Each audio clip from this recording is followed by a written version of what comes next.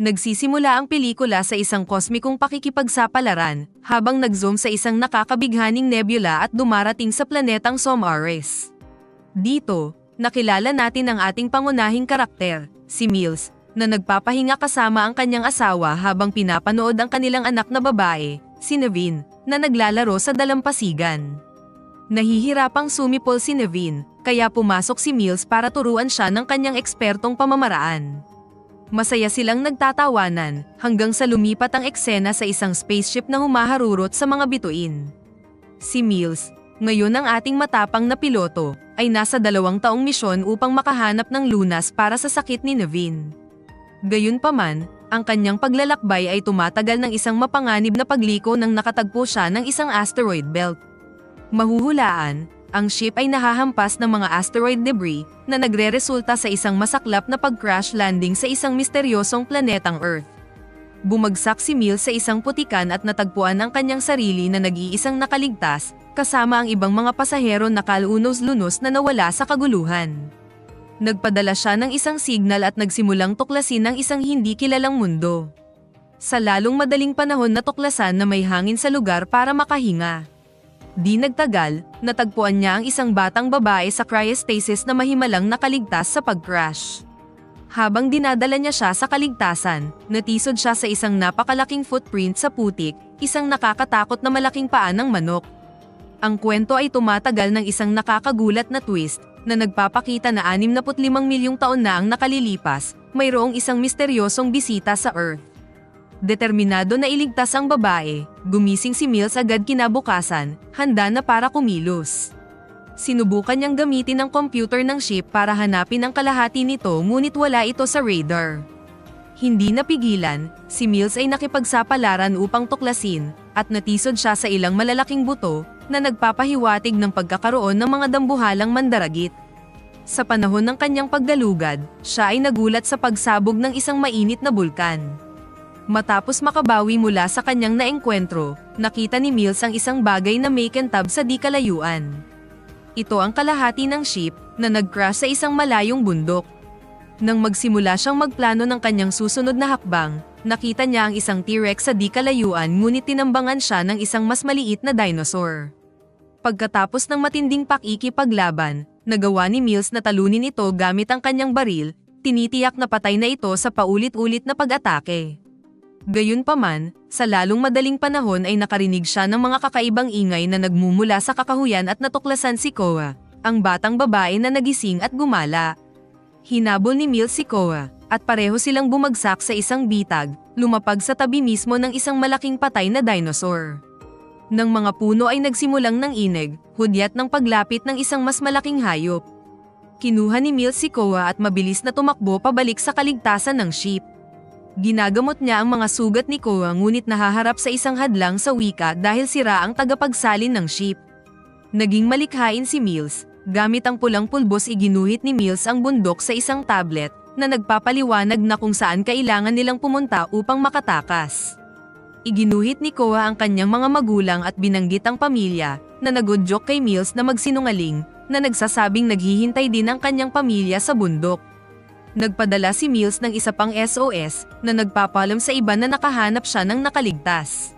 Samantala, natuklasan ni Koa ang mga recorded tape ni Naveen. Sa pamamagitan ng mga pag-record na ito, nalaman niya na ang sakit ni Naveen ay lumala sa unang taon ng paglalakbay na nagpunta sa kanya sa ospital. Ang kanyang mga mensahe kay Mills ay sa simulang masaya ngunit unti-unting napuno ng galit dahil sa kanyang pagkawala. Nahuli ni Mills si Koa na nanunood ng mga tape, mabilis na pinatay ang mga ito, at nagpa siya na oras na para umalis. May mga supply na nasa kamay, sina Mills at Koa ay nagsimula sa isang mapanlinlang na paglalakbay sa tuktok ng bundok, na nagnanavigate habang nananatiling tahimik upang maiwasang maakit ang mga gutom na mandaragit. Habang tinutulungan nila ang isa't isa sa daan, nagiging mas malapit sila. Napansin ni Koa ang isang bagay na kumikinang na pula sa kalangitan ngunit hindi niya ito pinansin. Sa kalaunan, nalulumbay siya at sinimulan niyang batuhin si Mills ng mga berry na nakita niya. Inis ka ni Mills ang mga berry, ipinahayag na nakakalason ang mga ito, at sinabihan si Koa na huminto. Si Mills ay nagkaroon ng malapit na damapo na isang napakalaking bubuyog. Pinipisil niya ito, natatakpan ng malagkit na laway ang kamay niya. Sinubukan niyang panasan ito sa isang puno ngunit lalong damaikit sa kanyang kamay, na labis na ikinatuwa ni Koa. Mapaglarong hinahabol ni Mills si Koa gamit ang mabaho niyang kamay, ngunit naputol ang kanilang kasiyahan nang mahulog ang isang maliit na puno sa malapit. Nakarinig sila ng mga kakaibang ingay at nakakita ng isang maliit na dinosaur na nakulong sa isang hukay na may malagkit na putik. Malaki ang puso ni Koa, at tumakbo siya para tulungan ang nakulong na dinosaur, sa kabila ng iniisip ni Mills na ito ay masyadong mapanganib. Nag-aatubili, tinutulungan niya siya sa pagsagip. Sa kasamaang palad, ang napalaya na dinosaur ay hindi nakakalayo bago ito inaatake at pinatay ng isang grupo ng mga mandaragit. Hinayla ni Mills si Koa sa pagtatago para maiwasang makita ang nakakatakot na eksena, ngunit naiintindihan niya kung ano ang nangyayari at hindi niya mapigil ang umiyak. Mabigat na puso, ipinagpatuloy ni Mills at Koa ang kanilang paglalakbay. Sila ay huminto sa isang talon upang maglinis at muling punuin ang kanilang mga bote ng tubig. Nag-aalala si Mills ang estado ng kanyang sugat sa tiyan, ngunit ang pagkakita sa katatagan ni Koa ay nagpapaalala sa kanya kay Naveen, na nagbibigay sa kanya ng lakas upang magpatuloy. Nakahanap si Koa ng ilang magagandang bulaklak at dinala kay Mills hanggang sa hinayaan niya itong maglagay ng isa sa kanyang buhok. Nang mawala ng signal ang scanner ni Mills, umakyat siya sa isang puno para sa mas magandang signal. Ngunit, tulad ng inaasahan, ang mga bagay ay hindi napupunta ayon sa plano. Dama po ang isang kulisap sa kanyang kamay, at sa kanyang pagtatangka na alisin ito, nabali niya ang isang sanga at nahulog, nawalan ng posisyon ang kanyang braso. Habang tinutulungan ni Koa si Mills na itulak ang kanyang braso sa isang puno upang maibalik ito sa pwesto, ang kanilang ingay ay umaakit sa isang grupo ng mga dinosaur. Sinabihan ni Mills si Koa na tumakbo habang nakikitungo siya sa banta ng dinosaur. Nag-activate siya ng ilang maliliit na bomba, inilabas ang kalahati ng mga dinosaur, ngunit patuloy siyang inaatake ng mga ito, kaya isa-isa niya itong binaril. Samantala, nahaharap si Koa sa sarili niyang mga problema sa pagharap ng mga lumilipad na dinosaur. Sinubukan niyang magtago, ngunit nahanap siya ng mga naunang dinosaur. Ang lahat ng pag-asa ay tila nawala, si Mills ay nagpakita at iniligtas siya pero hinatak ng palihim na dinosaur si Koa gamit ang buntot nito at kinaladkad siya palayo. Nagsimulang kumilos si Mills, hinabol sila at tinatakot ang dinosaur gamit ang isang mahusay na shot. Ngayon, takot na takot si Koa para magpatuloy. Umupo si Mills, binibigyan siya ng ilang kinakailangang espasyo para mag-isip. Habang papalapit ang dilim, sinubukan ni Mills na sumipol tulad ng dating ginagawa para kay Naveen, umaasang mapawi ang takot ni Koa. Gumana ang palabas, at sumipol pabalik si Koa gamit ang pamamaraan ng kanyang tribo. Pumayag silang ipagpatuloy ang kanilang paglalakbay. Pagkatapos ng maraming pag-akyat, nakahanap sila ng kuweba na mapagpapahingahan magdamag. Nag-set up si Mills ng mga sensor upang alertuhan sila sa anumang panganib at ginagamit ang kanyang scanner upang suriin ang kalangitan. Sa wakas ay napansin ang isang kalapit na meteorite. Maliit lang ito kaya hindi siya nag-aalala. Sinabi ni Koa na dinala niya ang isa sa mga tape ni Naveen. Bagamat sa una ay nabalisa si Mills, pinaplay niya ang tape at nakatagpo ng ginhawa sa pakikinig sa boses ni Naveen. Habang sinusubukang matulog ni Mills, ang mga alaala ng araw na nalaman niyang namatay si Naveen sa ospital ay bumabagabag sa kanya, at siya ay napaiyak. Nang gabing iyon, ginising ng mga sensor si Mills, nagbabala ng panganib. Nakita niya ang isang ipis na gumapang sa bibig ni Koa at mabilis itong pinatay, na nagpapahintulot sa kanya upang umubo. Sa sandaling iyon, ang mga sensor ay gumalaw, at isang napakalaking dinosaur ang lumitaw sa labas ng kuweba. Nagpaputok si Mills ng ilang putok at nagpa siya na kailangan na nilang tumakbo. Matapos mahawakan si Koa, tumakas siya sa isang maliit na butas sa likod ng kuweba. Habang naghahanap ng daan palabas, hindi nila namalayan na may isang mas maliit na dinosaur na sumusubaybay sa kanila. Pagkatapos ng maraming paglalakad at pagsiksik sa masikip na espasyo, natuklasan nila ang isang dead end.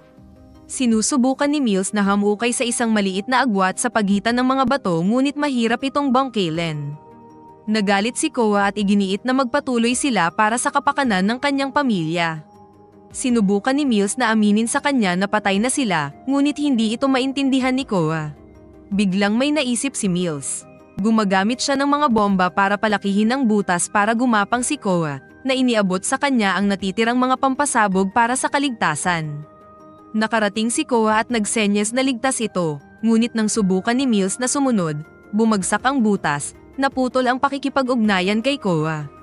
Desperado at galit, narinig ni Mills ang dinosaur na papalapit at tumakbo pabalik sa nakaraang kuweba. Ginagamit niya ang kanyang scanner upang makita ang mga galaw ng halimaw. Kapag umatake ang dinosaur kay Mills, siya ay handa, pagpapaputok ng kanyang baril.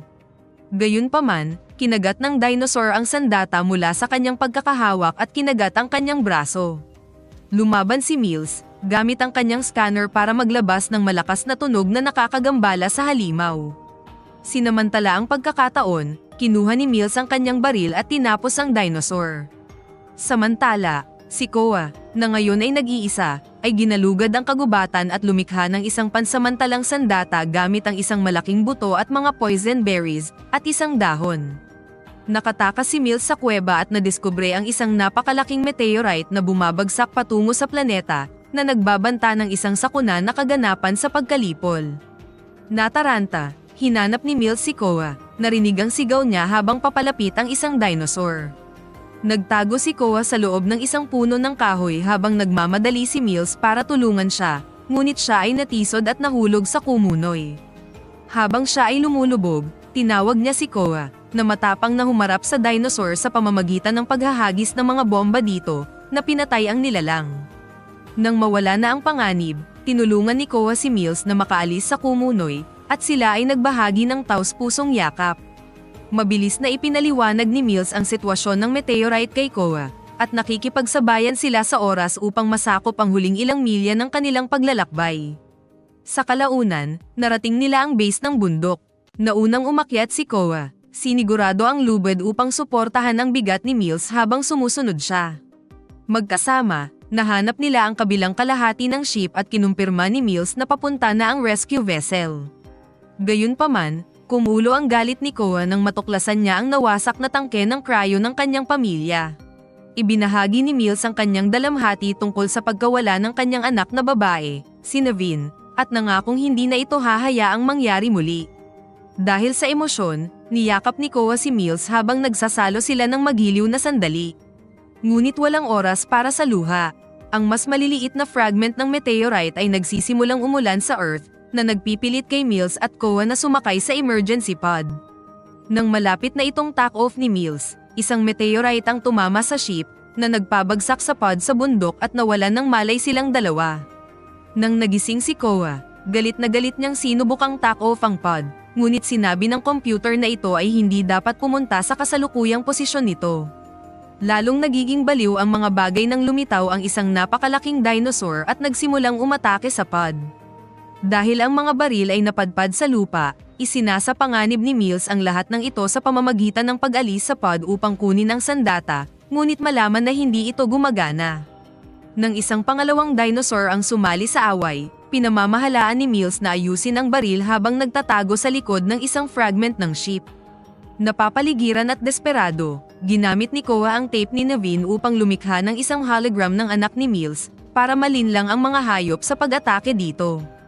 Nang may luha sa kanyang mga mata, sinamantala ni Mills ang pagkagambala, tinamba ang isang dinosaur habang ang isa ay patuloy na itinulak ang ship, sinusubukang makarating kay Koa.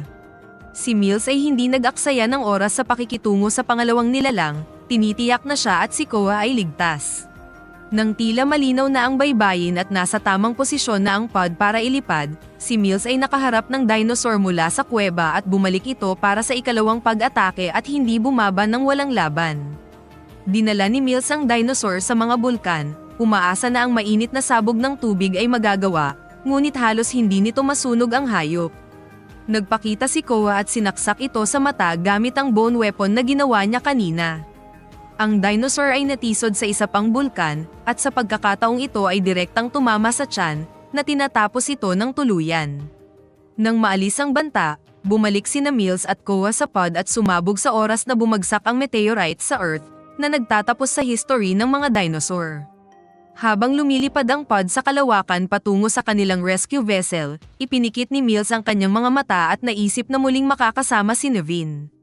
Si Koa, na nararamdaman ng kanyang hinanakit, ay hinawakan ng kanyang kamay, nag-aalok ng keigenhawahan habang magkasama silang naglalakbay patungo sa isang hindi tiyak na hinaharap.